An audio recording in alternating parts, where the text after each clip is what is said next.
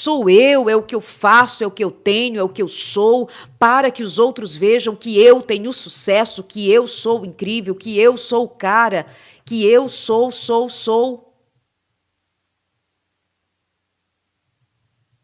Isso é para a gente pensar, porque isso é muito sério, já que nós vimos, nós sabemos que o Senhor nos criou para a sua glória e o mundo nos empurra para vivermos para a glória egoísta. Tem um áudio aqui, por favor. O assunto do comer e beber encabeça a lista, porque nós lemos 1 Coríntios 10, 31, o apóstolo define, portanto, quer comais, quer bebais ou façais qualquer outra coisa. Qualquer outra coisa. Faça tudo para a glória de Deus. O assunto do comer e beber encabeça a lista porque hábitos errôneos no comer e no beber levam a erros de pensamentos e de ação. E na semana que vem nós faremos a nossa mentoria sobre saúde, nós faremos o nosso Corpo Bendito, né? Nossa mentoria Corpo Bendito. E olha aqui um texto do livro Conselhos sobre o Regime Alimentar, na página 62. O assunto, hábitos errôneos no comer e no beber levam a erros de pensamentos e de ação. Isso é importante. Nós vamos discutir isso semana que vem, na Semana da Saúde, nos dias que nós separamos para tratar do tema saúde, e nós vamos levar muito a sério esse assunto também. Fazei tudo para a glória de Deus. Quando nós falamos nos mandamentos de Deus, nós logo temos em mente os 10 mandamentos, ok? Mas tudo que a Bíblia diz, na perspectiva de ordem, é mandamento de Deus. Especialmente se nós estamos lendo a palavra de Deus na perspectiva do Evangelho, de Cristo Jesus, na perspectiva de glorificar o nome de Deus. E Paulo vai falar sobre fazer tudo para a glória de Deus e intentar, ou melhor, atentar para o fato de que isso é imperativo. Fazei tudo para a glória de Deus. Isso te preocupa? Como viver para a glória de Deus a cada dia? Como tal estilo de vida, como você tem empreendido a sua vida, tem sido para a glória de Deus? Vamos consultar mais a palavra de Deus. Vamos lá. O apóstolo Paulo diz que somos feitura dele, criados em Cristo Jesus para boas obras, as quais Deus de antemão preparou para que andássemos nelas. Anota aí, Efésios, capítulo 2, verso 10. Efésios, capítulo 2, verso 10. Está anotado aí? Então vamos ler. Somos feituras dele, criados em Cristo Jesus para boas obras, as quais Deus de antemão preparou para que andássemos nelas. O Senhor estabeleceu o que seriam as boas obras, preparou estas boas obras para serem praticadas pelos seus filhos, filhos esses que carregam a sua imagem e semelhança, carregam o seu espírito e têm uma missão que ele nos confiou para empreendermos neste mundo. Praticarmos boas obras para a glória de Deus. Esse texto é tremendo também. O apóstolo dizendo, somos feituras dele, o Senhor, criados em Cristo Jesus para boas obras, as quais Deus de antemão preparou para que andássemos nelas. É propósito do Senhor que nós pratiquemos boas obras. Ai, Daleide, eu não sei qual é o meu propósito. Qual seria o meu propósito? O nosso propósito é praticarmos boas obras. Obras estas que o Senhor preparou para que nós andássemos nela ou nelas. Você anotou aí? Efésios 2:10, para quando você ficar em dúvida sobre o que é o propósito que Deus tem para a sua vida? O propósito de Deus na sua vida é você praticar boas obras onde você estiver. Onde você estiver, com quem você estiver. No shopping, na praia. É o Espírito de Deus que guia a sua vida e então você pratica boas obras para a glória de Deus.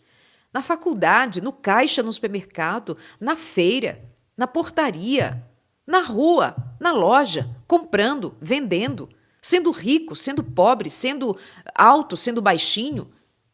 Não interessa. A obediência aos mandamentos de Deus não é algo que conseguimos, claro, por nossas próprias forças. Essas boas obras, se nós fizermos boas obras sem a intenção de glorificarmos a Deus, se nós fazemos estas boas obras porque nós somos legais, nós somos gente boa e não temos a ideia de que se fazemos algo bom é porque o Senhor que é bom age primeiro em nós e que nós fazemos porque queremos glorificar o nome de Deus. Porque a nossa vida é para servir ao Senhor, servindo ao próximo, amando o próximo. Se nós fazemos isto sem o Espírito de Deus, não pense que estas boas obras vão te recomendar ao Senhor, vão te encomendar ao Senhor e garantir a sua salvação, porque sem Jesus Cristo, sem o sangue de Jesus Cristo, não há salvação, não há remissão de pecados. Mas quem é remido pelo sangue de Cristo, quem é salvo por Cristo Jesus, anda nas boas obras que Ele planejou de antemão para que andássemos nelas, porque nós somos feituras de Cristo, nós somos a imagem e semelhança do Senhor. E nós vivemos para glorificar o seu nome. E quando é que nós glorificamos o seu nome? Quando? Já ficou claro para você? Você já entendeu que nós glorificamos a Deus quando nós, segundo a sua graça e misericórdia, segundo a unção do seu Santo Espírito, reproduzimos a vida de Jesus Cristo.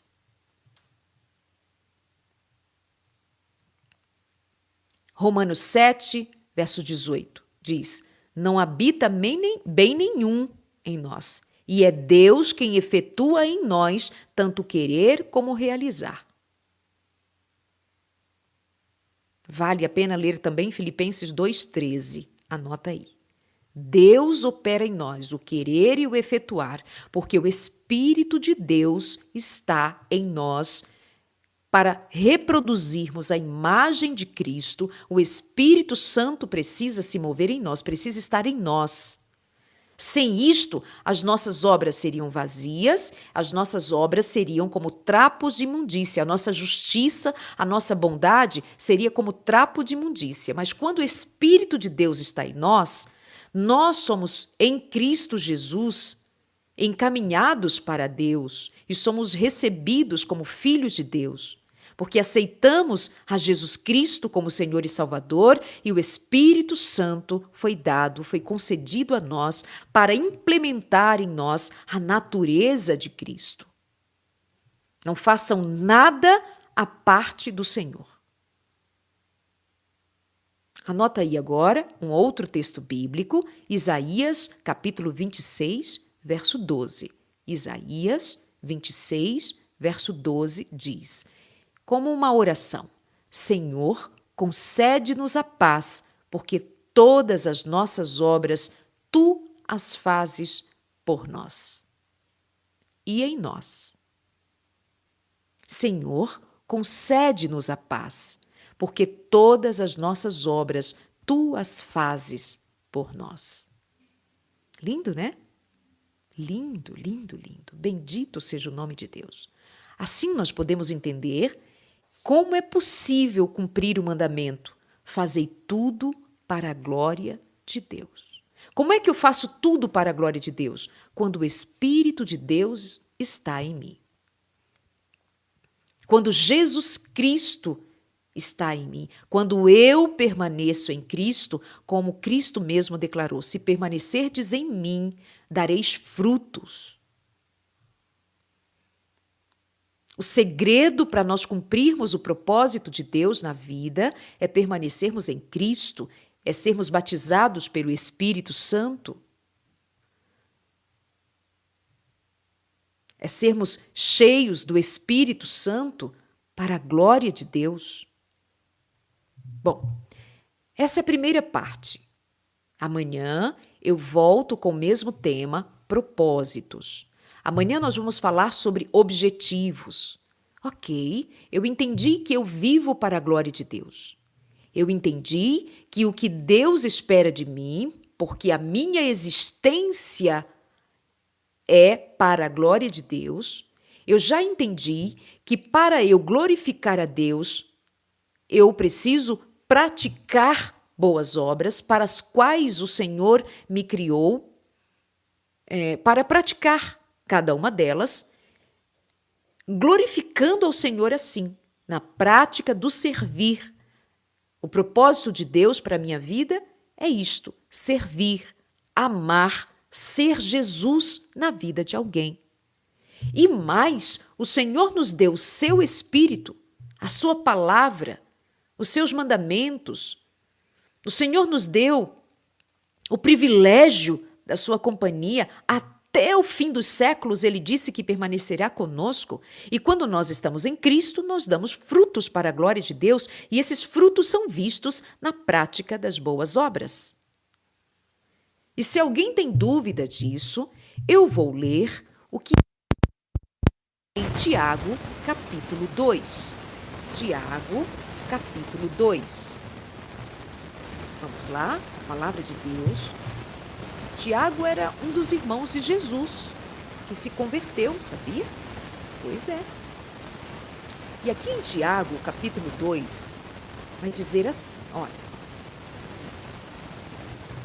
Meus irmãos, como podem afirmar que têm fé em nosso glorioso Senhor Jesus Cristo se mostram favorecimento a algumas pessoas? Se, por exemplo, alguém chegar a uma dessas reuniões vestido com roupas elegantes, usando joias caras, e também entrar um pobre com roupas sujas, e vocês derem atenção ao que está bem vestido, dizendo-lhe, sente-se aqui, neste lugar especial, mas disserem ao pobre, fique em pé ali, ou sente-se aqui no chão, essa discriminação não mostrará que agem como pessoas guiadas por motivos perversos, juízes guiados por motivos perversos?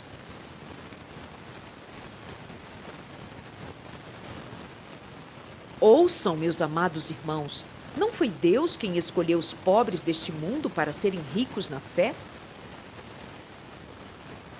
Ouçam, meus irmãos, não foi Deus quem escolheu os pobres deste mundo para serem ricos na fé? Não são eles os herdeiros do reino prometido, aqueles que o amam? Mas vocês desprezam os pobres. Não são os ricos que oprimem vocês e os arrastam aos tribunais? Não são eles que difamam aquele cujo nome honroso vocês carregam? E você vai ver onde Tiago quer chegar. O que ele está dizendo é: vocês precisam ser justos. Vocês precisam praticar o que é certo. Vocês precisam fazer o que deve ser feito, segundo o propósito de Deus para a vida de vocês.